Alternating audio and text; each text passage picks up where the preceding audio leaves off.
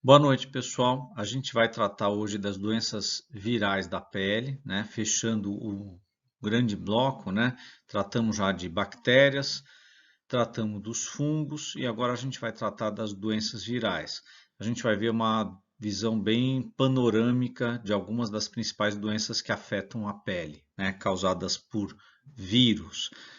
A primeira dessas doenças vão ser os herpes vírus, que estão aqui na família Herpes viridae, tá? E antes de entrar propriamente nas doenças, eu preciso falar de uma coisa que é extremamente importante no caso dos herpes vírus. Eles apresentam esse fenômeno que a gente chama de latência viral, ou seja, esses vírus eles infectam o ser humano, eles ficam escondidos, às vezes meses, às vezes anos, e quando eu tenho uma baixa de imunidade, esses vírus emergem e causam as doenças. Tá? Essa é uma característica dos herpes vírus, a latência viral. Vou pegar aqui como modelo o herpes labial, que é causado pelo HSV1, que causa essas feridas ao redor da boca, que é bastante conhecido. O que acontece, né, de maneira bastante simplificada? O vírus ele consegue infectar células epiteliais, células nervosas, então ele faz a absorção, ele penetra na célula, tá, fundindo o envelope com a membrana, e esse cápside com ácido nucleico que entrou vai até a membrana do núcleo, gruda ali na membrana e penetra no núcleo. Então, o que está penetrando lá no núcleo é o DNA do vírus, que nesse caso é um DNA vírus, os herpes, e uma série de enzimas do vírus. E nesse ponto vai ter uma interação entre fatores celulares e essas enzimas virais, e essa interação vai determinar a latência do vírus. Ele pode fazer um ciclo para matar essa célula, ou ele pode ficar escondido. Se ele ficar escondido, que é o que nos interessa aqui, né? Aqui eu estou só um descritivo do que acontece, né? Esses lates são transcritos associados à latência, que é uma coisa que acontece para produzir a latência viral. Ele fica circularizado no núcleo quieto. E aí, esta célula aqui, agora a gente vai fazer uma ponte com a imunologia, com as nossas defesas. Essa célula tem um vírus dentro, só que ela não está expressando antígenos estranhos, ela está expressando um antígeno, uma molécula própria. Então, as nossas células de defesa passam por aqui, olham isso, acham que não tem nada de errado e vão embora. Então, o vírus está despistando nossa resposta imunológica, tá certo? Só que a gente tem o vírus aqui dentro, como se fosse um alien aqui, tá? E quando tiver uma queda de imunidade, ele vai se manifestar. Então, quedas de imunidade, luz ultravioleta, flutuações hormonais, outras infecções, tudo isso aí acaba promovendo uma alteração fisiológica e imunológica que faz o herpes sair da latência, se replicar e causar dano nessa célula. Tá? E aí ele vai ter o ciclo normal de replicação dele. Tá? E aqui eu coloquei uma situação para ilustrar isso que eu expliquei, tá certo?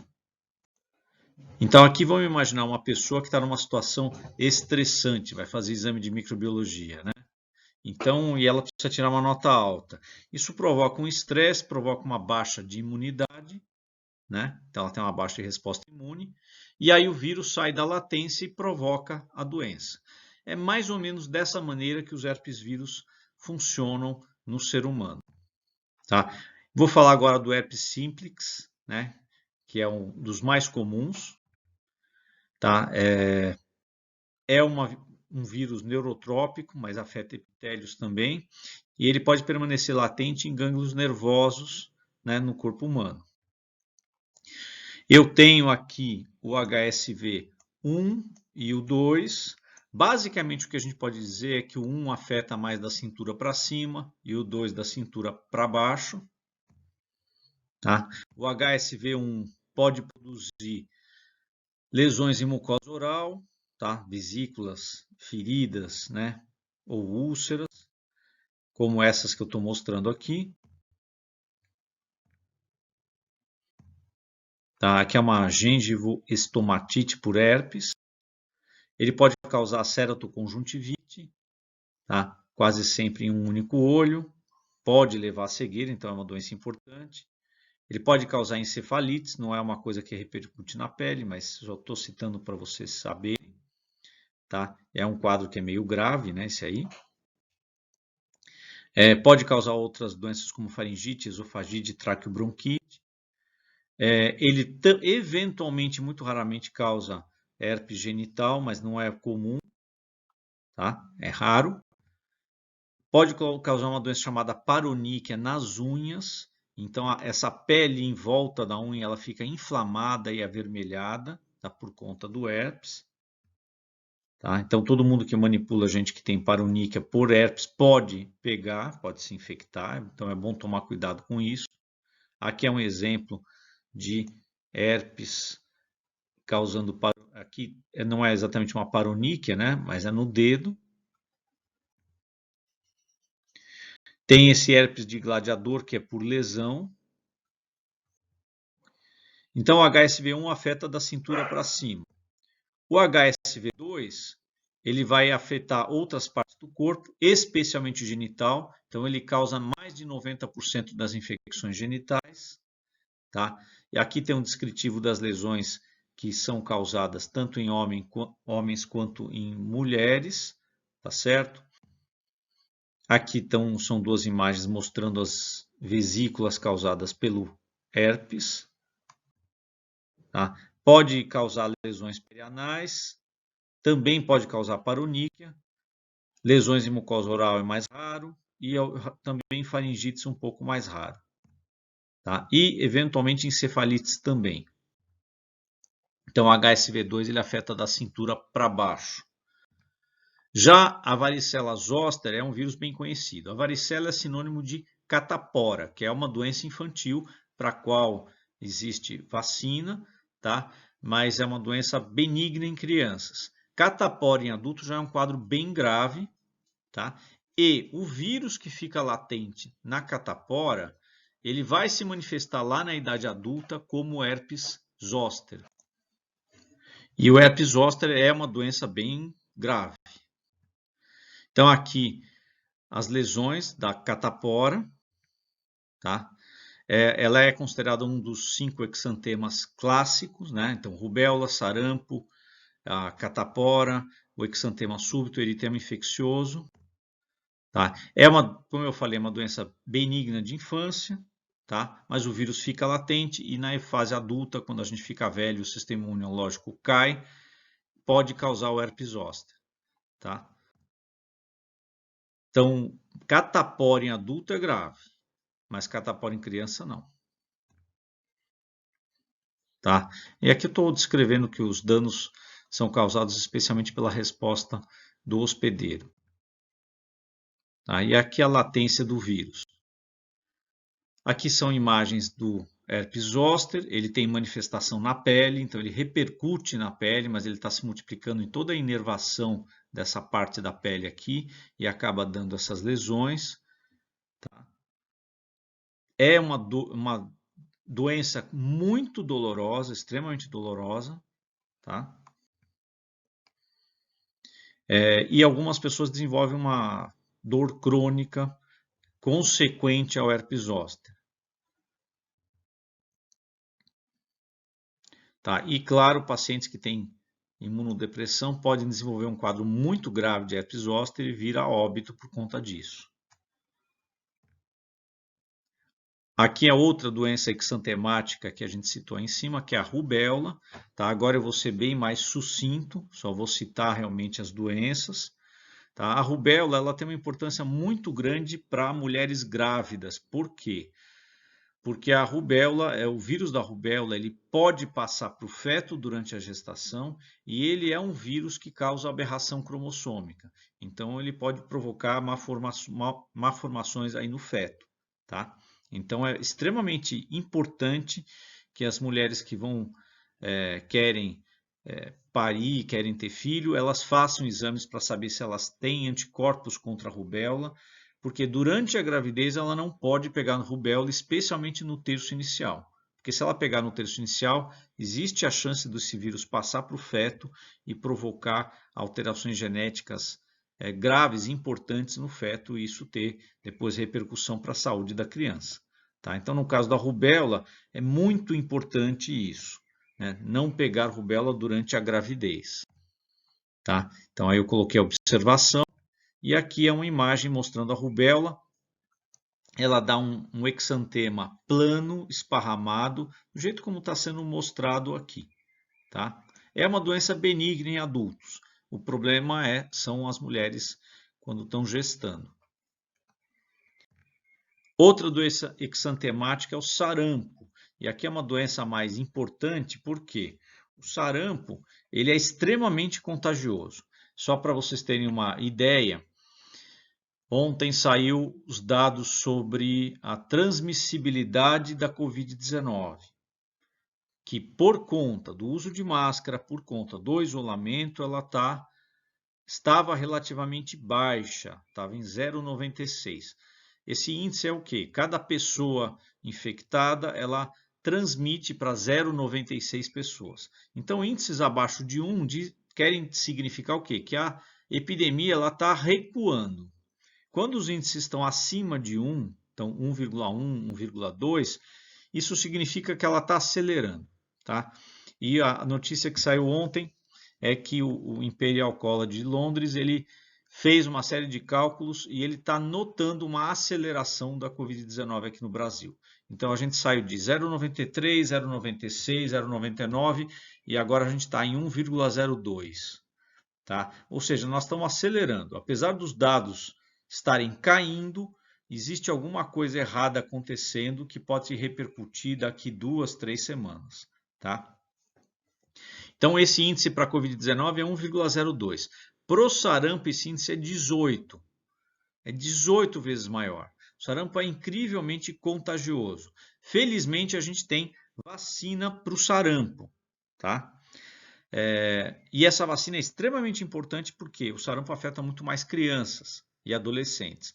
E se eu não vacinar, eu tenho uma letalidade altíssima de 5 a 10%. Então, de cada 10 crianças, uma morre de sarampo, né, se todas pegarem. Isso é extremamente alto. A letalidade da Covid-19, que a gente está vendo razoavelmente alta aí, ela é em torno de 0,2, 0,3, mais ou menos, dependendo do lugar que calcula. Imagine uma letalidade de 10%. Se a Covid-19 tivesse uma letalidade dessa, a gente teria hoje cerca de uns 500 mil mortes por aí. Tá? Então, é uma letalidade bem maior.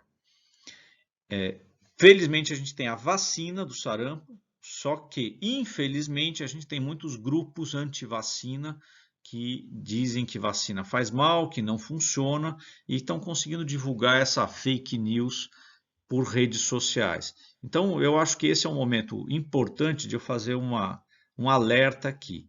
É preciso que vocês saibam e divulguem que vacina funciona e é necessária para a gente evitar doenças infecciosas que podem matar ou deixar sequela. E o sarampo é uma delas. O sarampo ele tem letalidade, ou seja, ele mata criança e em várias pessoas que têm sarampo, ele deixa um comprometimento imunológico por muito tempo e deixa a pessoa predisposta a outras doenças. Então, ele deixa sequela. Portanto, é necessário se vacinar contra o sarampo. Tá? O sarampo ele dá um exantema que ele tem relevo, né? Você passa a mão, ele não é plano, ele tem um relevo. Essa é uma característica do exantema do sarampo. Aqui eu estou mostrando algumas imagens, né? Duas crianças com sarampo. E aqui é um adulto com sarampo também. Tá? Outra doença causada por vírus que tem repercussão na pele são os papilomavírus, que vocês conhecem como HPV.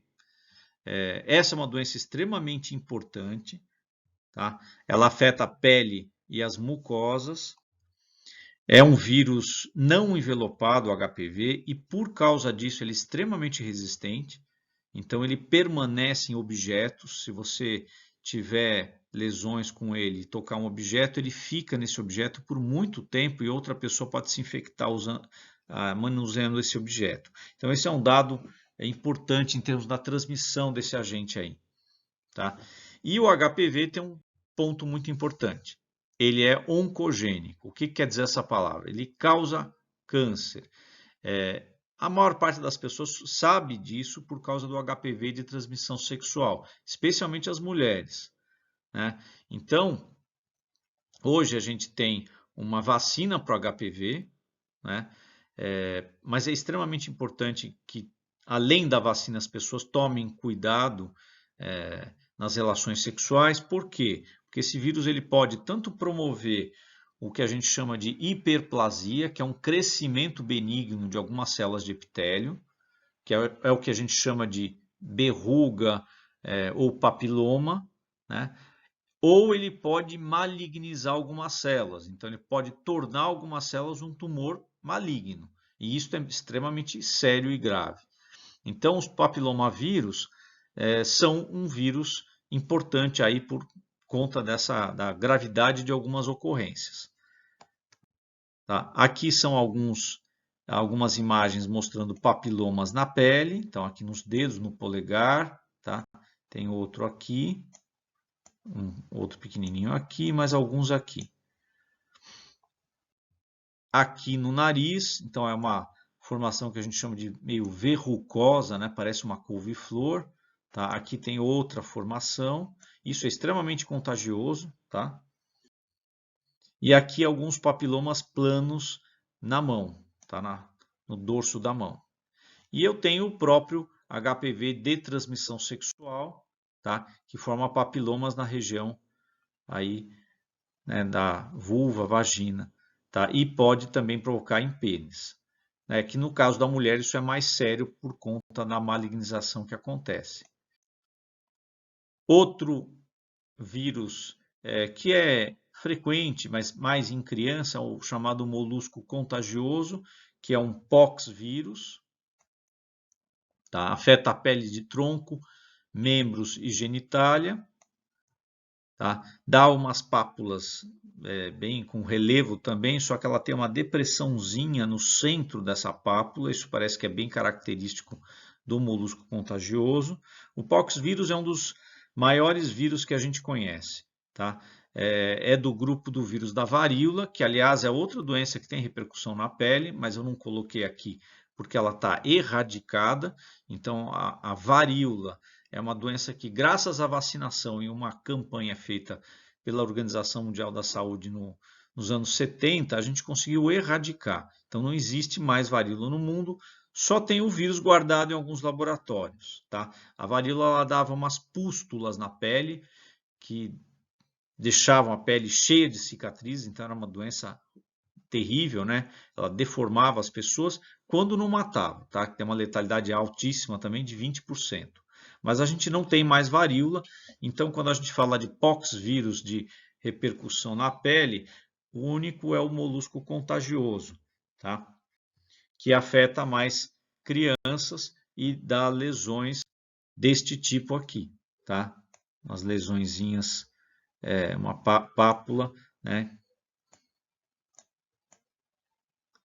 Que tem uma região central, aqui acho que dá para ver um pouco melhor, ó, uma região central um pouquinho mais abaixada em relação à pápula inteira, tá certo? Então, com isso, eu acho que deu para a gente fazer uma visita rápida aí pelas principais viroses de pele, né?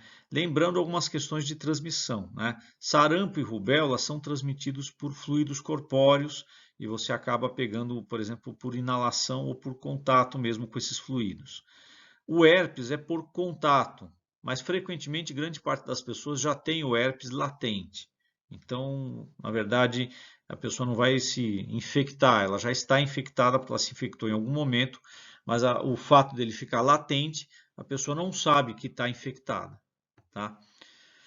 O molusco contagioso também é por contato, aí ele não fica latente, você, especialmente criança, tem contato, se infecta e desenvolve as lesões, tá certo? Então eu peguei as principais, mais importantes de repercussão na pele, tá? E com isso acho que eu consegui dar uma visão geral, se a gente reunir a aula de bactérias, fungos e vírus, vocês têm uma razoável noção das principais doenças que têm repercussão na pele, que é um ponto importante para a área de estética, visto que muitos dos procedimentos que vocês vão fazer envolvem a pele, né? A maioria provavelmente. Então fica aí esse fechamento aqui com esta aula, tá ok? E aí a gente se encontra na aula síncrona para tirar dúvidas, tá legal? Até lá então, pessoal.